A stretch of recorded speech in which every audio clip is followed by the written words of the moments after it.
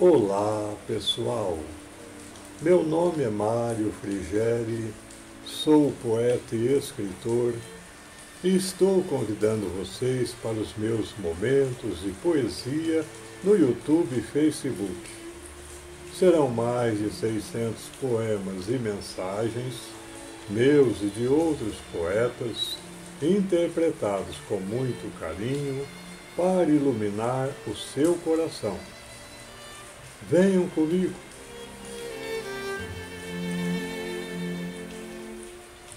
As Leis Morais segundo Kardec, 4 de 11. Na terceira parte de sua obra fundamental, O Livro dos Espíritos, Allan Kardec, inspirado pelas entidades superiores que supervisionaram seu trabalho, elabora uma longa e substanciosa exposição da lei divina ou natural e a subdivide em 10 capítulos, assim denominados: Lei de Adoração, Lei do Trabalho, Lei de Reprodução, Lei de Conservação, Lei de Destruição, Lei de Sociedade, Lei do Progresso, Lei de Igualdade, Lei de Liberdade e Lei de Justiça, Amor e Caridade. Nesta série de 11 vídeos, vamos condensar o que há de essencial nessas leis, procurando facilitar seu entendimento e assimilação pelos nossos irmãos internautas. Dito isto, vamos à quarta subdivisão, intitulada Lei de Reprodução. Kardec pergunta e as entidades superiores respondem.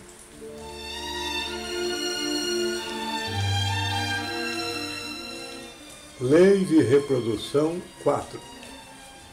Pergunta: a reprodução dos seres vivos é lei da natureza? Resposta: evidentemente. Sem a reprodução, o mundo corporal pereceria. Pergunta: se a população continuar crescendo como vem ocorrendo, chegará um tempo em que será excessiva na Terra? Resposta: não. Deus a isso provê e mantém sempre o equilíbrio. Ele não faz nenhuma coisa inútil. O homem, que apenas vê um lado do quadro da natureza, não pode julgar da harmonia do conjunto. Pergunta: neste momento, há raças humanas que evidentemente estão diminuindo.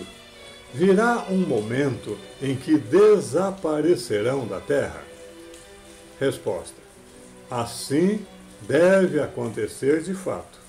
É que outras raças virão tomar o seu lugar, assim como outras um dia tomarão o lugar da vossa.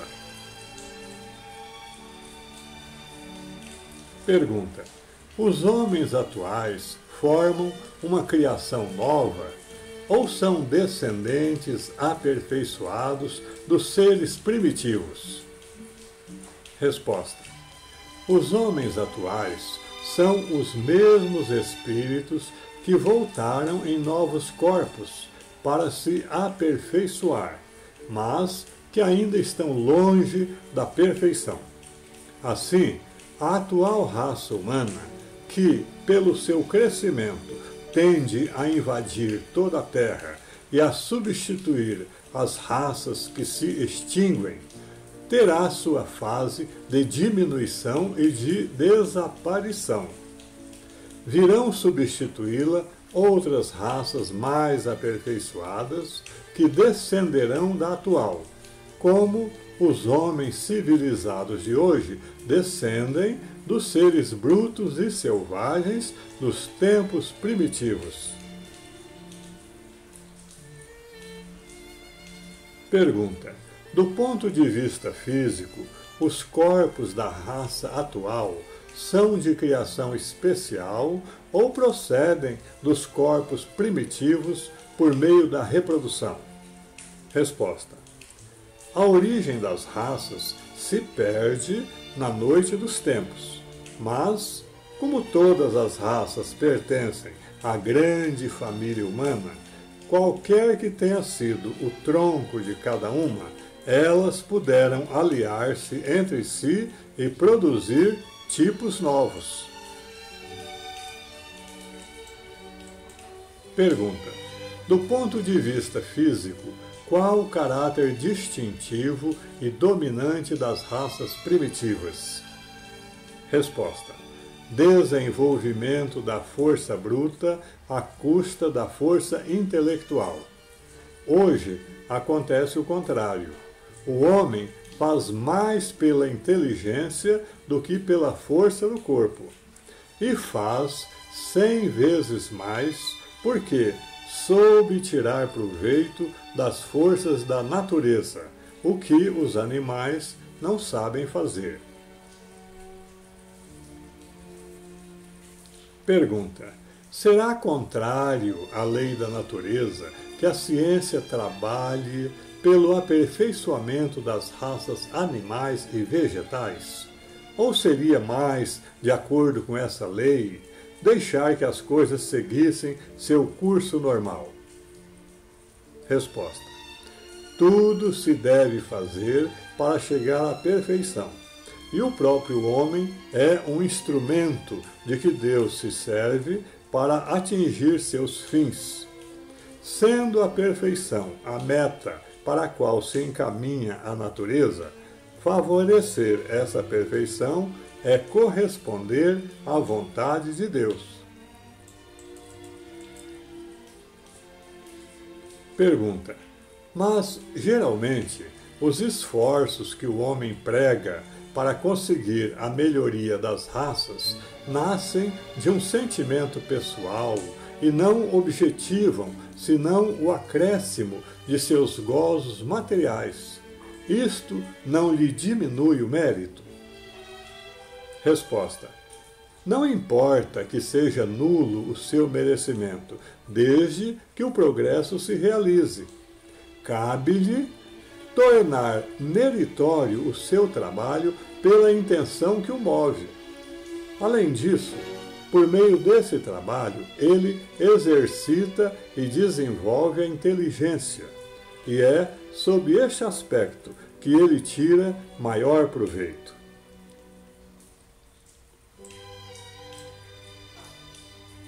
Pergunta: são contrários à lei da natureza as leis e os costumes humanos que têm por fim ou por efeito criar obstáculos à reprodução? Resposta: tudo o que embaraça a natureza em sua marcha é contrário à lei geral. Pergunta: entretanto, há espécies de seres vivos, tanto animais quanto plantas, cuja reprodução ilimitada seria nociva a outras espécies e das quais o próprio homem acabaria por ser vítima. Pratica ele ato repreensível impedindo essa reprodução? Resposta: Deus concedeu ao homem um poder sobre todos os seres vivos, de que ele deve usar sem abusar. Ele pode, portanto, regular a reprodução desses seres de acordo com as necessidades, mas não deve lhes fazer oposição sem necessidade. A ação inteligente do homem é um contrapeso que Deus dispôs para restabelecer o equilíbrio entre as forças da natureza. E é ainda isso o que o distingue dos animais, porque ele trabalha com conhecimento de causa. Mas os próprios animais também concorrem para a existência desse equilíbrio, porque o instinto de destruição que lhes foi dado faz com que, para proverem a própria conservação, se oponham ao desenvolvimento excessivo e até perigoso das espécies animais e vegetais de que se alimentam. Pergunta: que se deve pensar da ação do homem cujo objetivo consiste em impedir a reprodução para satisfação da sensualidade? Resposta: isso prova a predominância do corpo sobre a alma e quanto o homem ainda é material. Pergunta: será contrário à lei da natureza o casamento, ou seja, a união permanente de dois seres? Resposta: o casamento é um progresso na marcha da humanidade. Pergunta: que efeito teria sobre a sociedade humana a abolição do casamento? Resposta: a abolição do casamento seria uma regressão à vida dos animais. Comentário de Kardec: o estado que prevalece na natureza é o da união livre e casual dos sexos. O casamento constitui um dos primeiros atos de progresso nas sociedades humanas, porque estabelece a solidariedade fraterna e se observa entre todos os povos, se bem que em condições diversas. A abolição do casamento seria, pois, regredir à infância da humanidade e colocaria o homem abaixo mesmo de certos animais que lhe dão o exemplo de uniões constantes. Pergunta: a indissolubilidade absoluta do casamento está na lei da natureza ou somente na lei humana? Resposta: essa indissolubilidade é uma lei humana muito contrária à lei da natureza. Mas os homens podem modificar as suas leis. Só as leis da natureza são imutáveis. Pergunta: o celibato voluntário representa um estado de perfeição meritório aos olhos de Deus? Resposta: não. E os que vivem dessa forma, por egoísmo, desagradam a Deus e enganam o mundo. Pergunta: da parte de certas pessoas, o celibato não será um sacrifício que fazem com o fim de se dedicarem de modo mais completo ao serviço da humanidade? Resposta: isso é muito diferente. Eu censurei os que buscam o celibato voluntário por egoísmo, e não os que o buscam para se dedicarem à humanidade. Todo sacrifício pessoal é meritório quando feito para o bem. Quanto maior o sacrifício, tanto maior o mérito.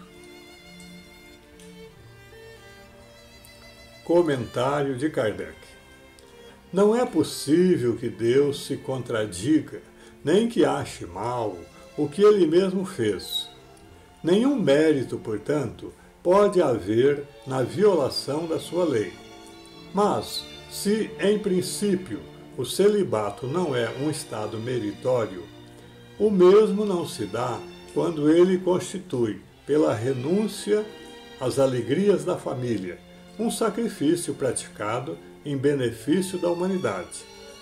Todo sacrifício pessoal que vise ao bem e não seja movido por nenhuma ideia egoísta eleva o homem acima da sua condição material.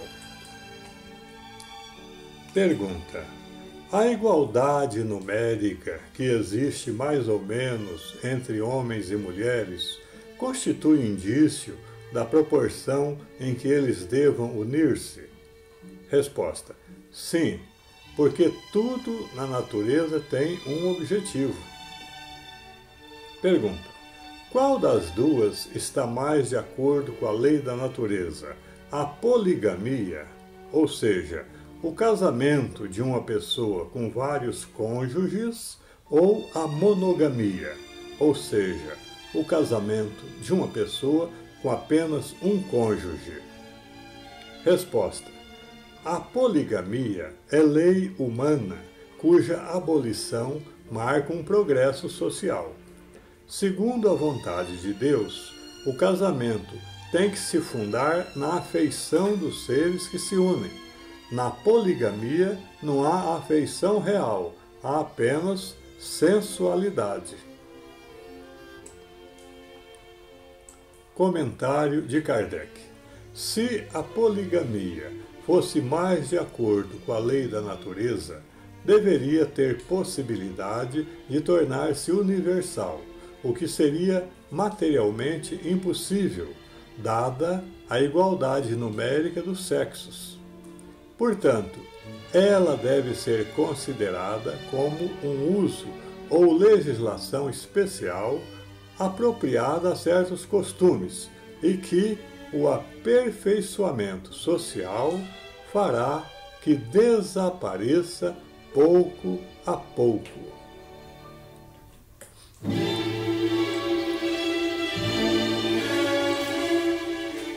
Lei de Reprodução 4. Caros amigos internautas, há 5 tópicos interessantes que estão pedindo um breve comentário neste texto. Primeiro, embora seu crescimento vertiginoso, a população da Terra não se tornará excessiva um dia, como é preocupação de muitos estudiosos, porque Deus dispõe de meios regulatórios que a manterá em seu justo equilíbrio.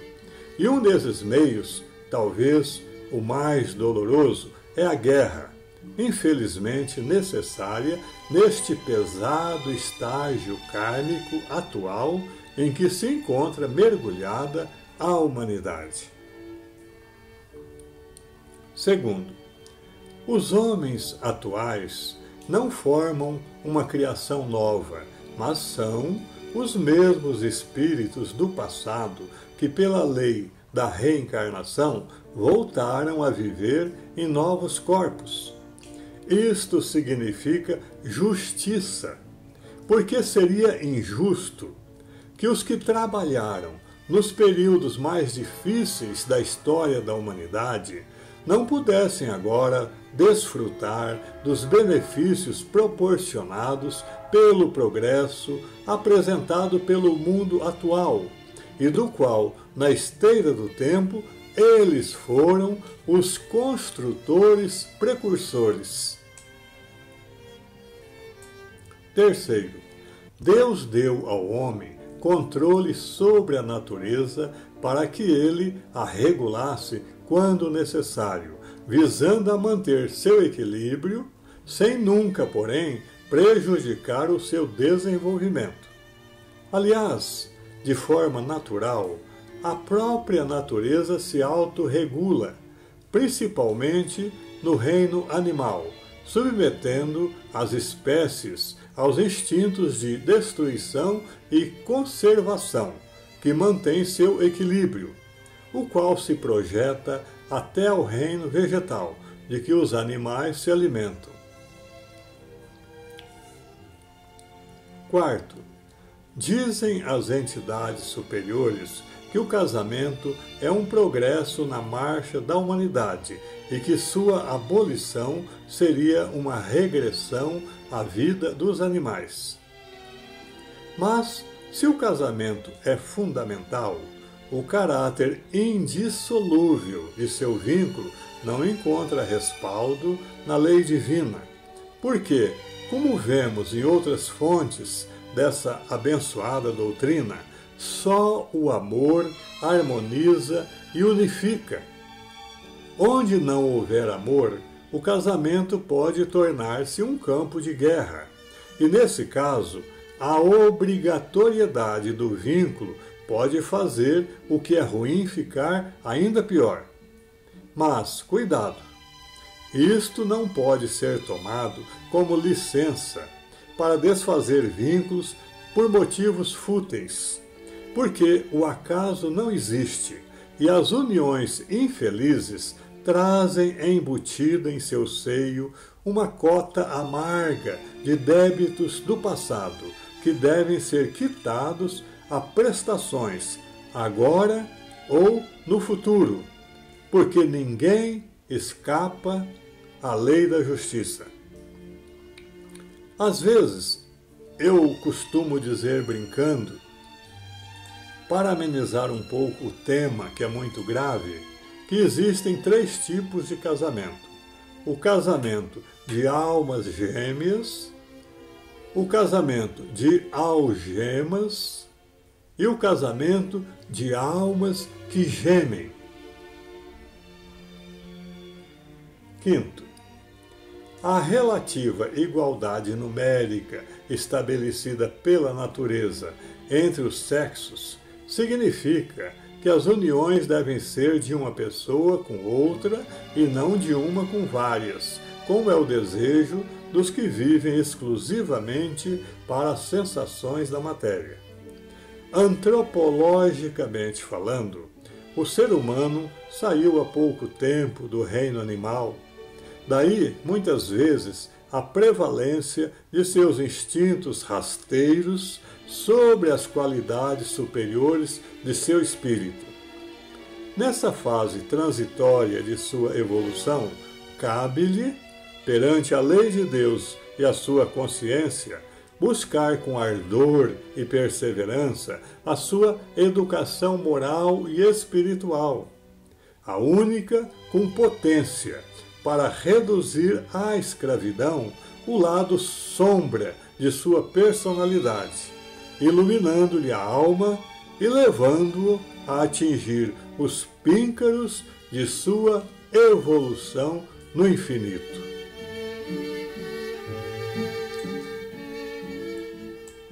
É isso. Espero que vocês tenham gostado. Obrigado por assistir a nossos vídeos. Não se esqueça de deixar seu like, inscreva-se e acione o sininho para receber em primeira mão os próximos poemas. Um grande abraço e muita paz.